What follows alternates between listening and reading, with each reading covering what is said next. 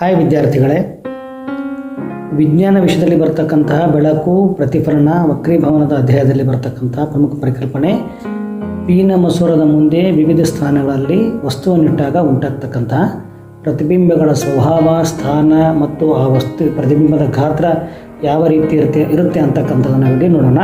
ಅದಕ್ಕಾಗಿ ನಾನು ಒಂದು ಸರಳವಾಗಿರತಕ್ಕಂಥ ಒಂದು TLM ಅನ್ನು ರಚನೆ ಮಾಡಿದ್ದೀನಿ. ನೋಡ್ಬೋದು ನೀವು. ಪೀನ ಮಸೂರದ ಮುಂದೆ ವಿವಿಧ ಸ್ಥಾನಗಳಲ್ಲಿ ವಸ್ತು ನಿಲ್ಲಿಸಿದಾಗ ಉಂಟಾಗ್ತಕ್ಕಂತಹ ಪ್ರತಿಬಿಂಬಗಳು. ಇದು ನಾವು ಒಂದೊಂದಾಗಿ ನೋಡ್ತಾ ಹೋಗೋಣಂತ. ಇಲ್ಲಿ ನೀವು ನೋಡ್ತಿದ್ರಲ್ಲ, ಈ ಒಂದು ಕಪ್ಪು ಲೈನ, ಇದಕ್ಕೆ ನಾವು ಪ್ರಧಾನ ಅಕ್ಷ ಅಂತ ಕರಿತೀವಿ. ಆಮೇಲೆ ಇಲ್ಲಿ ನಾನು ಒಂದು ಪೀನ ಮಸೂರವನ್ನು ಚಿತ್ರಿಸಿದ್ದೇನೆ. ಸೊ ಪೀನ ಮಸೂರದ ಮಧ್ಯಬಿಂದು O, ಅದನ್ನು ನಾವು ದೃಕ್ ಕೇಂದ್ರ ಅಂತ ಕರಿತೀವಿ. ಅದೇ ರೀತಿ ನಿರ್ದಿಷ್ಟ ದೂರ ಎಡಭಾಗದಲ್ಲಿ ಮತ್ತು ಬಲಭಾಗದಲ್ಲಿ ಒಂದು ನಿರ್ದಿಷ್ಟ ದೂರದಲ್ಲಿ ಆ ಒಂದು ಮಸೂರದ ಸಂಗಮ ಬಿಂದು ಇರುತ್ತೆ.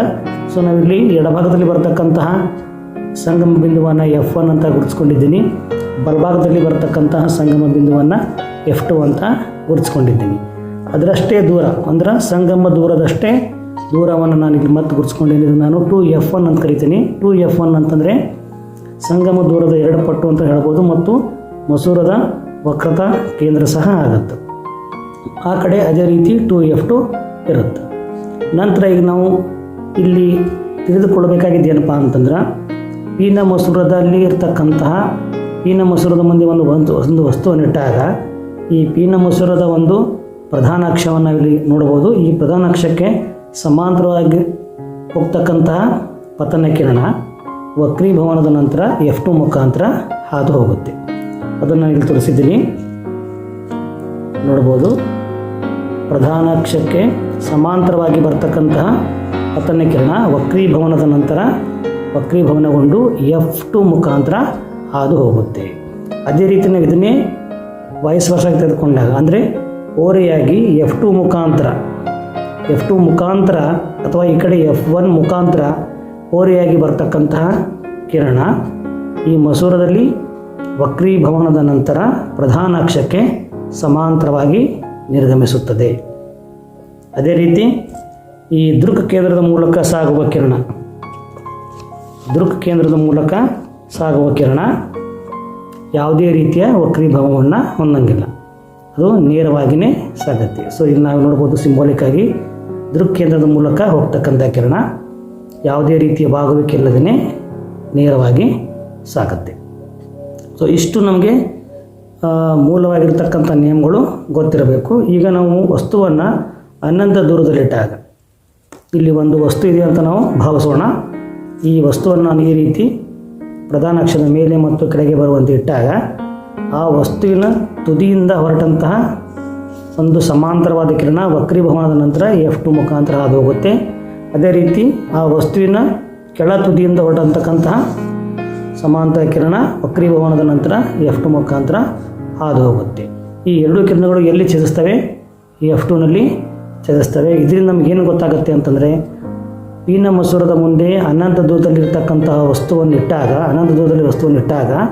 ಆ ವಸ್ತುವಿನ ಪ್ರತಿಬಿಂಬ F2ನಲ್ಲಿ ಮೂಡುತ್ತದೆ. ಆ ಪ್ರತಿಬಿಂಬವು ತಲೆ ಕೆಳಗಾಗಿರುತ್ತದೆ, ಸತ್ಯವಾಗಿರ್ತಕ್ಕಂಥ ಪ್ರತಿಬಿಂಬವಾಗಿರುತ್ತದೆ. ಮತ್ತು ಪ್ರತಿಬಿಂಬದ ಗಾತ್ರವನ್ನು ಪರಿಗಣಿಸಿದಾಗ ವಸ್ತುವಿನ ಗಾತ್ರಕ್ಕಿಂತ ಚಿಕ್ಕದು, ಅಂದರೆ ಚುಕ್ಕೆ ಗಾತ್ರದ ಒಂದು ಪ್ರತಿಬಿಂಬ ಉಂಟಾಗುತ್ತದೆ. ಇನ್ನು ನಾವು ವಸ್ತುವನ್ನು 2F1 ಆಚೆ ಇಟ್ಟಾಗ, 2F1 ಆಚೆ ಇಟ್ಟಾಗ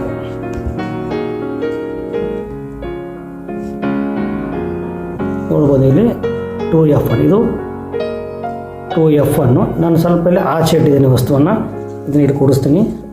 ಈಗ ನಾನು ಹೆಸರಿಸ್ತಿದ್ದೀನಿ. 2F1 ಆಚೆ ಇಟ್ಟಾಗ ಪ್ರತಿಬಿಂಬವು ಎಲ್ಲಿ ಮೂಡುತ್ತೆ ನೋಡ್ರಿ. ಸೊ ಇದು F2, 2F2 ಮತ್ತು 2F2ನ ಮಧ್ಯೆ ಪ್ರತಿಬಿಂಬ ಮೂಡುತ್ತೆ. F2 ಮತ್ತು 2F2ನ ಮಧ್ಯೆ ಮೂಡುತ್ತದೆ. ಪ್ರತಿಬಿಂಬದ ಗಾತ್ರವು ಚಿಕ್ಕದಾಗಿರುತ್ತದೆ. ಸತ್ಯ ಮತ್ತು ತಲೆ ಕೆಳಗಾಗಿರತಕ್ಕಂತಹ ಪ್ರತಿಬಿಂಬ ಅಂದರೆ ಸ್ಥಾನ ಎಲ್ಲಿ ಮೂಡಿತು? 2F1 ಆಚೆ ಇಟ್ಟಾಗ F2 ಮತ್ತು 2F2ನ ಮಧ್ಯೆ ಮೂಡುತ್ತದೆ. ಪ್ರತಿಬಿಂಬವು ಸತ್ಯ ಮತ್ತು ತಲೆ ಕೆಳಗಾದ ಪ್ರತಿಬಿಂಬವಾಗಿರುತ್ತದೆ. ಪ್ರತಿಬಿಂಬದ ಗಾತ್ರವು ಅತ್ಯಂತ ಚಿಕ್ಕದಾಗಿರುತ್ತದೆ. ಈಗ ನಾನು ವಸ್ತುವನ್ನು 2F1ನಲ್ಲಿನೇ ಇಡ್ತೀನಿ. ಈಗ ನಾನು ವಸ್ತುವನ್ನು 2F1ನಲ್ಲಿ ಇಟ್ಟಾಗ ಗಮನಿಸ್ಬೋದು, ಇಲ್ಲಿ ವಸ್ತುವನ್ನು 2F1ನಲ್ಲಿ ಇಟ್ಟಾಗ ಪ್ರತಿಬಿಂಬವು ಸಹ 2F2ನಲ್ಲಿನೇ ಮೂಡುತ್ತದೆ. ಪ್ರತಿಬಿಂಬವು ಸಹ 2F2ನಲ್ಲಿನೇ ಮೂಡುತ್ತದೆ. ಪ್ರತಿಬಿಂಬವು ಸತ್ಯ ಮತ್ತು ತಲೆ ಕೆಳಗಾಗಿರ್ತಕ್ಕಂಥ ಪ್ರತಿಬಿಂಬ ಆಗಿರುತ್ತದೆ. ಪ್ರತಿಬಿಂಬವು ವಸ್ತುವಿನ ಗಾತ್ರದಷ್ಟೇ ಇರುತ್ತದೆ. ನಾವಿಲ್ಲಿ ಅಳತೆ ಪಟ್ಟಿಯನ್ನು ಬಳಸಿಕೊಂಡು ಈ ಗಾತ್ರವನ್ನು ಸಹ ಅಳೆದಾಗ ಅಷ್ಟೇ ಗಾತ್ರದ ಪ್ರತಿಬಿಂಬ ನಮಗಿಲ್ಲಿ ಕಾಣಿಸುತ್ತೆ. ಅದೇ ರೀತಿ ಆ ವಸ್ತುವನ್ನು 2F1 ಮತ್ತು F2 ಮಧ್ಯೆ ಇಡ್ತೀನಿ ನಾನೀಗ. 2F2 ಮತ್ತು F1 ಮಧ್ಯನ ವಸ್ತುವನ್ನು ಇಟ್ಟಾಗ ಪ್ರತಿಬಿಂಬ ಬಂದು ಎಲ್ಲಿ ಮೂಡುತ್ತೆ? 2F2ನ ಆಚೆ ಮೂಡುತ್ತೆ. 2F2ನ ಆಚೆ ಮೂಡುತ್ತದೆ. ವಸ್ತುವಿನ ಗಾತ್ರಕ್ಕಿಂತ ಪ್ರತಿಬಿಂಬದ ಗಾತ್ರ ಎತ್ತರವಾಗಿದೆ, ಹೆಚ್ಚಾಗಿದೆ. ಪ್ರತಿಬಿಂಬವು ಸತ್ಯ ಮತ್ತು ತಲೆ ಕೆಳಗಾಗಿರತಕ್ಕಂತಹ ಪ್ರತಿಬಿಂಬ ಆಗಿರುತ್ತೆ. ಇನ್ನು ವಸ್ತುವನ್ನು ನಾನು F1ನಲ್ಲಿ ಇಟ್ಟಾಗ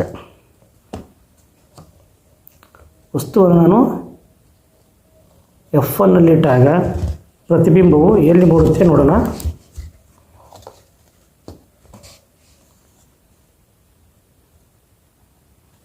ನೋಡಿ, ವಸ್ತುವನ್ನು ನಾನು F1ನಲ್ಲಿ ಇಟ್ಟೀನಿ. ಪ್ರತಿಬಿಂಬ ನೋಡಿ ಎಲ್ಲಿ ಮೂಡುತ್ತೆ? ಅನಂತದಲ್ಲಿ ಮೂಡುತ್ತದೆ. ಈ ಎರಡೂ ಕಿರಣಗಳು ಬಹುದೂರ ಸಾಗಿ ನಂತರ ಸಂಗಮಿಸ್ತವೆ. ಅನಂತ ದೂರದಲ್ಲಿ ಮೂಡುತ್ತೆ. ಪ್ರತಿಬಿಂಬದ ಗಾತ್ರ ಅತ್ಯಂತ ದೊಡ್ಡದಾಗಿರುತ್ತದೆ. ಪ್ರತಿಬಿಂಬವು ಸತ್ಯ ಮತ್ತು ತಲೆ ಕೆಳಗಾದ ಪ್ರತಿಬಿಂಬ ಆಗಿರುತ್ತೆ. ಅದೇ ರೀತಿಯಾಗಿ ವಸ್ತುವನ್ನು ನಾನು F1 ಮತ್ತು ದೃಕ್ಯದ ಮಧ್ಯೆ ಇಟ್ಟಾಗ ಪ್ರತಿಬಿಂಬ ಉಂಟಾಗುವುದಿಲ್ಲ.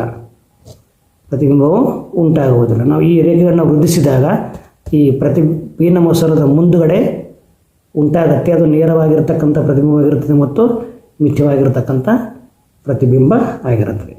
ಸೊ ಈ ಒಂದು TLM ಅನ್ನು ಬಳಸಿಕೊಂಡು ನಾವು ವಿದ್ಯಾರ್ಥಿಗಳಿಗೆ ಸರಳವಾಗಿ ಚಿತ್ರವನ್ನು ಯಾವ ರೀತಿ ಬಿಡಿಸಬೇಕು ಅಂತ ಕೂಡ ಹೇಳ್ಬೋದು, ಮತ್ತು ಈ ಪೀನಮೋಸರದ ಮುಂದೆ ಯಾವ ರೀತಿಯ ಪ್ರತಿಬಿಂಬಗಳು ಉಂಟಾಗ್ತವೆ ಅಂತಕ್ಕಂಥದ್ದನ್ನು ಕೂಡ ಹೇಳ್ಬೋದು. ಧನ್ಯವಾದಗಳು.